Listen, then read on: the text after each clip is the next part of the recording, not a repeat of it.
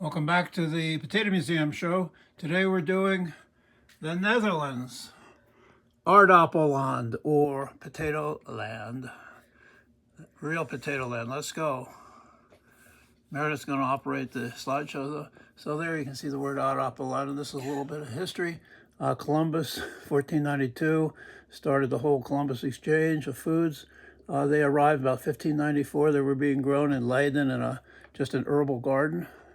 And in 1750, they started growing them in the northern province of Veenland. And then they started in 1850, started the potato starch industry, which is huge there. So here's some facts about it. The Netherlands prides itself on being one of the world's leader in potato production, especially seed. They send their seed potatoes all over the world. Look at how tiny it is. But it is a perfect place to grow potatoes. There you can see its neighbors. And then again, the Netherlands is right there. You can see this map shows the potato production of significant areas. And look at this in relationship to the size of the country. The Netherlands, which is tiny really, is one of the major in Europe. You want to say something, Meredith? Why is it a perfect place to grow potatoes? Well, they have really good soils for it, good climate, lots of proper moisture at the correct time. Next. So look at this. There's Netherlands right up there, one of those dots. There's China, India, the world's leading producers. But for the size, it is way over in terms of production, and also it has per acre the most productive acreage of yields in the world. So we did a whole show on potato starch, which is a major industry. So we're gonna, and you can see you can see that show. So they've been using these little guys, these little stereotype potato, little Dutch children promoting the potato. For years, this is a fascinating website and a story about the origins and how originally the people in the area were influenced to not grow the potato, to not eat it. They thought it was unhealthy. This guy was an academic, and he was very much against the potato. He didn't understand it, and he talked about it. This is great. This is a great little story. I hope you will read it and go on the link. Do we have a name? The link is there. Oh, it's Pedros Camper is his name.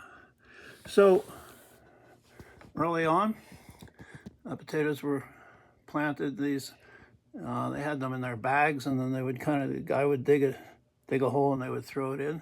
This guy improved the system with this behind his back, and he would walk along. We have a whole show about this, but we have this system, this bag that we got it in the Netherlands. The potatoes also became popular because they were feeding people, but realized that you could make a gin out of it. And here's Hooch cooch. Yeah. So after the war, the Dutch Which people, war is this? World War II. The Dutch were very food insufficient, but so they started growing potatoes again. They got some seed potatoes, and then as they found out that their starving fellow Mormons in Germany were even worse off, so they gave a lot of the crop there. And this is talks about you can read about this later, the two famines. Not just in the Ireland was there a famine, the Dutch had a famine, and then 1944-45 there was another famine because there was just a food insufficiency. You can read all about this. So this isn't really one of the major national dishes. It's mashed potatoes with a bunch of different vegetables put in and some sausage. You can read about that. What is it called? Stamppot. And we can click on this, a little bit of video. You're gonna have to, you're gonna have to go there. Oops. Well. No, okay, we'll go on. There's a video there that shows the woman cooking it. It's a really good video. So other things, look at this hot lightning. But you can't. This is another mash of potatoes and different vegetables. This one is with apples, which is fascinating. And then here, I love this one, bare buttocks in the grass. There's a wonderful Dutch word for it, but this is the bare buttocks of the white beans. Another specialty is these suter, I guess. Traditionally, the little potatoes were left in the field, but then they started gathering them up and cooking them quickly, and they became a popular food at festivals, especially King's Day. Let me just show you this herring salad. One of the things that they do, herring is very important food, and they mix it in a salad with pickles and potatoes and herring, and it's a specialty of New Year's Eve. So now the Dutch in this whole region love French fries. If you're walking down the main street of Amsterdam, let's go. Here's what would it look like. You might come across this right in the middle. This big cornet of French fries, and people can put them there. This is named after a famous Belgian. This company is named after a famous Belgian little statue, the mannequin Piss, the little pissing boy. And you can see that the Belgians have kind of carried on with this, the mannequin frites. Oh, let's go back to that though. Yeah. And but this company has taken this on, and it's a Belgian thing, but they have made it a very successful, sensational thing in Netherlands. Let's go on. And you can see the people lining up for it. Here's the cooking, all the sauces, and then the sauces are dispensed in these very questionable looking dispensers with a little theme of the pissing boy there. Lots of pictures on the internet of people holding their frites with their toppings, but I've never seen any pictures of people eating them. But we're going to watch this. This is a really good video. Let's go over here to this. Let's see if we can start this. There we go. Oh, are we going to start it?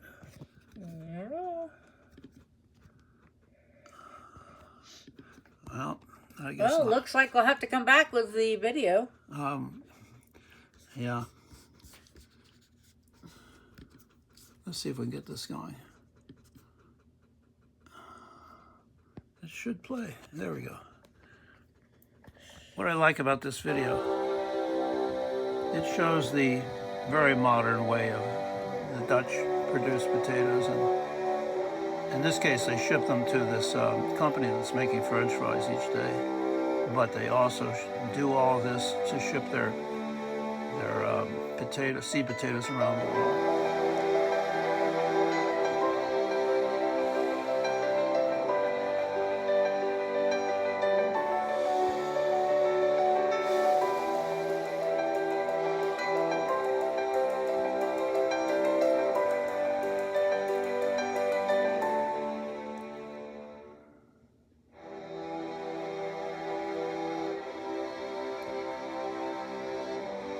These are all grown in the southern part of the country in Zeeland. Look at the way they ship these.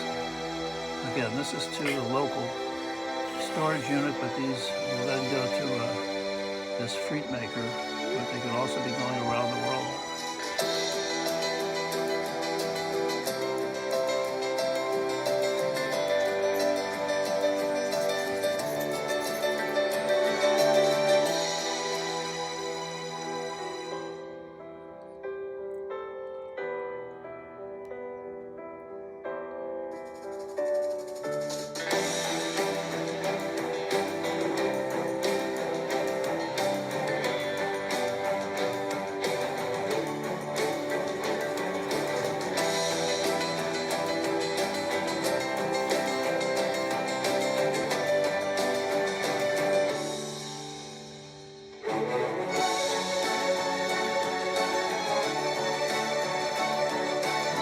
Notice that they are much thicker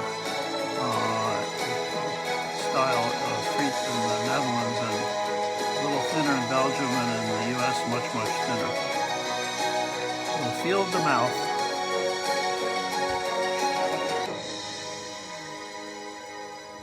All right. So I'm going to hand this over to Meredith now, and we're going to show you some of our memorabilia. The Dutch have been very generous over the years in promoting their products. This we stopped collecting in the 90s, but this is one of my favorite ties. Look at this beautiful Merchandise. tie. Merchandise, yeah. Yes. The potato flour, see? For our potato friends from Neva, that's the potato company, the potato promoter. Here's another one. And then, you know, you used to get greeting cards from them. Look at this one. Those are the ancient days, yes. Even Look at these potato varieties, booklets that of their different varieties. They're very proud of their seed production. This is again showing where it is and how they do it very scientifically. Many of their seeds go all over the world. This is a group of young people harvesting potatoes in Cuba. So potatoes, see, there's aardappel world. Now the potato magazine, again, it's a promotional material. Look at all this that they do. How Holland produces seed potatoes. Years ago, we used to have various festivals, and these traditional painted boxes. You see the potato flowers and potatoes here. Were done by this one. I'm afraid I don't remember her name, but she was painting these and decorating them. We were selling them at our potato festival that we used to have in Belgium. This is one of my favorite images of the potato plant. Look at this. Housewife finds grenade in her potatoes. Yeah, but when was it? This was after World War II. Well, obviously. I don't have a date. I don't have a date on it. Okay. It's just, she just says that's one tough side. Here's another, again, another promotion, another nice material. And I've always used the traditional Dutch lady costume. Maybe not anymore. Yeah. Who knows? We don't know. Ooh, that's nice. Vincent van Gogh's The Potato Eater is one of the most famous paintings in the world. Was done in the Netherlands, in a poor part of the country. He did a lot of other things with potatoes. It's now a huge tourist attraction, all of the the Van Gogh stuff. Here I am, by the way, in a starch potato fields. Is Van Gogh there somewhere? No, it's just, there I was sitting on a pile of potatoes, which is pretty unusual.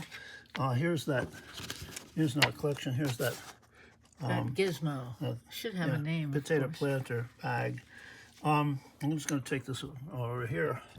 So this is some of the most beautiful color lithographs of showing the Dutch potato harvest in the old days.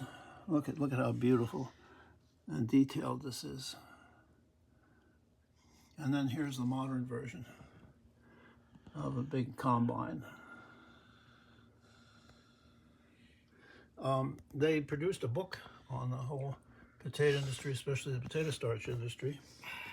And here, look at how nicely they did this. Look at that engraving on the front. So again, this is the whole history of the potato starch industry, which they are the world's leading global leaders in it. Goes way back to the beginning of the industry, back in I think the 18th century, really. And it's also a history of the potato. What's the name of the book? This is, I don't know, it's in Dutch. Oh. Actually, we have a translation. It's this, Wait. it's this book. We have a translation. This is all in English, but I'm not sure what the name of the book is. But I do know the name of, here's another history of the Dutch potatoes. I was always hoping they would translate this into English. And again, it's the history of the potato, especially in the Netherlands. And it's called The Bread of the Poor. Which is the way that so we also have lots of other publications, the Potato News, from them. So that's a little bit about the Netherlands. Thank you for joining us.